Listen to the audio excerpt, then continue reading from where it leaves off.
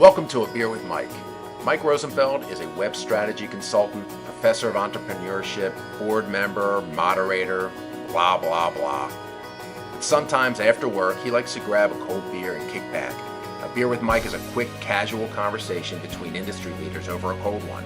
So grab your own if you want and sit back and enjoy the insights shared on A Beer with Mike.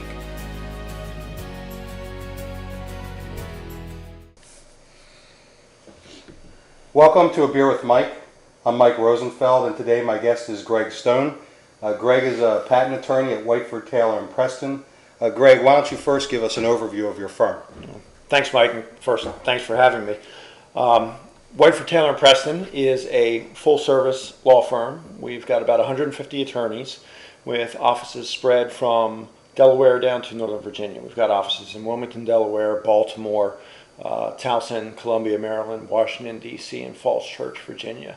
And again, we've got about 150 attorneys. Those attorneys are spread across those offices and in a bunch of different practice areas. So everything ranging from bankruptcy to general corporate, mergers and acquisitions, employment, very active litigation practice, and then intellectual property practice group, which is my home. I serve at Whiteford as the co-chair of the Technology and Intellectual Property Practice Group at Whiteford, Taylor & Preston. Okay, for those who don't know, exactly what is IP patent law? Well, intellectual property is the area of law that governs, that covers intangibles.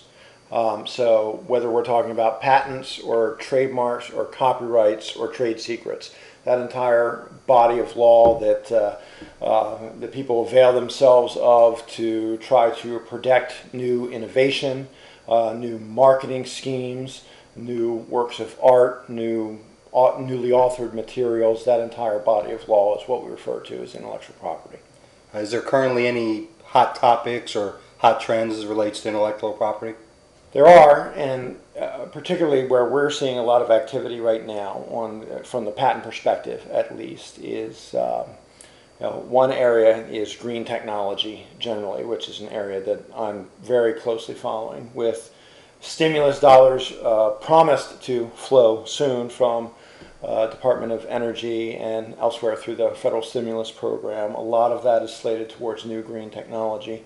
And we've worked with clients over a number of years in a number of different technologies, ranging from solar to wave energy to hybrid transmission vehicles, really the full gamut of green technology. And so we're trying to leverage that experience to better help companies that are now going out and looking to innovate in the green technology space, trying to deploy some of the dollars that are coming in by way of the federal stimulus and come up with new green innovation, take advantage of that marketplace. So we're seeing a lot of activity there and increasing client base from that perspective.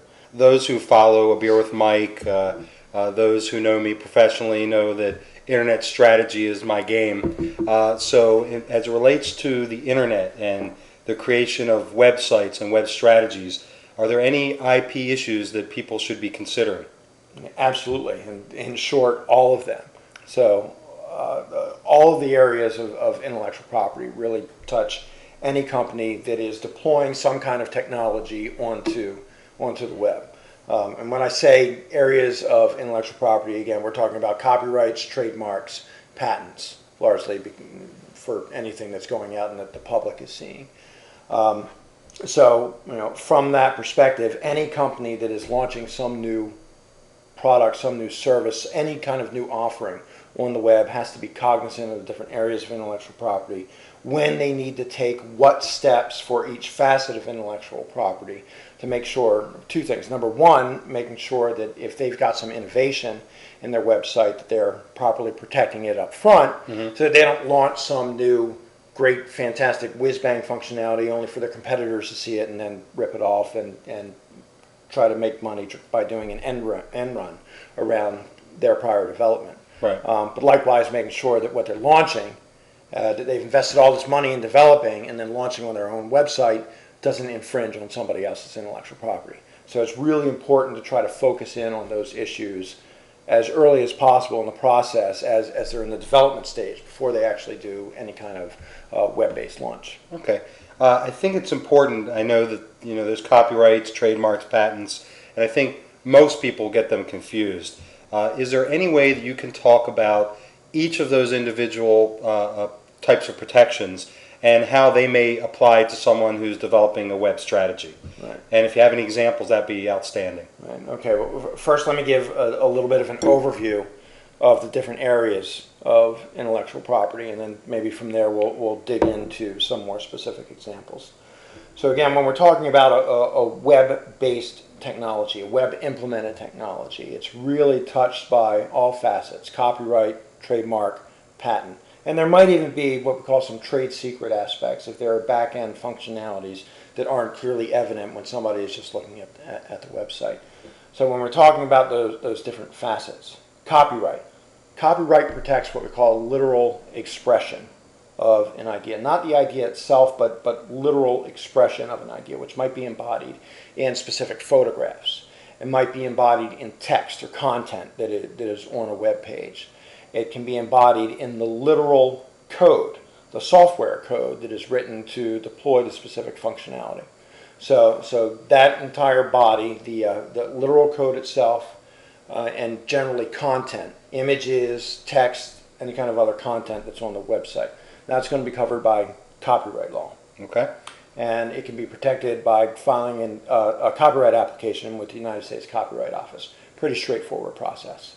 Then we have what we call trademark protection. Trademark protects a brand, a name or logo that is associated with a particular product or service. So in a web context, if somebody has, they're branding themselves with their website, typically they'll have the name of the company up on the website. Well, the name of the company is 9 times out of 10 going to be a key trademark for the company. So it associates the goodwill that is associated with that product or service with a specific company. And then the last category is that of patents. Patents are the closest of what we get to idea protection. From a web implemented invention perspective, it covers the functionality of the website. So it doesn't really matter what the specific content is, whether it has this image or that image, or this particular text content or that text content.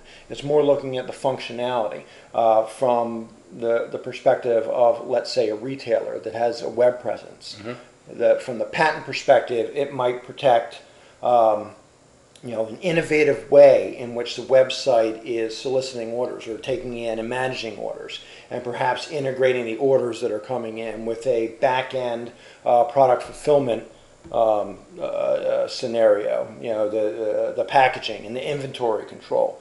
So those kind of aspects can be protected by patent, and all of them really come together when somebody is deploying some new functionality on a website, such that if somebody is doing that deployment, they really have to look at all of those aspects.